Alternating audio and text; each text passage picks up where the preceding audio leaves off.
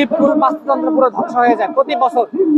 তো এটার জন্য আমরা প্রতি বছরই এরকম মানববন্ধন করা হয়। তো এবার শুধু আমরা মানববন্ধন না করে আমরা কোম্পানি অভিমুখে লং মার্চের আয়োজন করেছি, সেই জন্য আজকে আমরা কোম্পানির সামনে দাঁড়িয়েছি। এর আগে মানববন্ধন হয়েছে কিন্তু লং মার্চ হয়নি, এবার আমরা প্রথম লং মার্চের আয়োজন করেছি এবং লং মার্চ শেষে আমরা সিরাজগঞ্জের কেন্দ্রীয় শহীদ মিনার এবং বগুড়াতে সাতমাথা অথবা বগুড়া জেলার কেন্দ্রীয় শহীদ মিনার অথবা বগুড়া জেলার ডিসি অফিসের সামনে আমরা আমরণ অনশনে বসবো এবং যতক্ষণ না এই সমস্যা সমাধান হচ্ছে ততক্ষণ আমরা আমাদের কর্মসূচি চালিয়ে যাবো।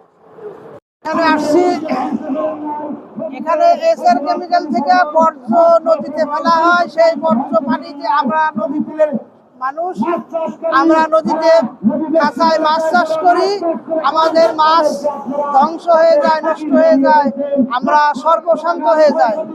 সেই প্রতিবাদে আমরা এখানে প্রতিবাদ জানানোর জন্য এসআর কেমিক্যাল মিলের সামনে মানববন্ধন পালন করছি।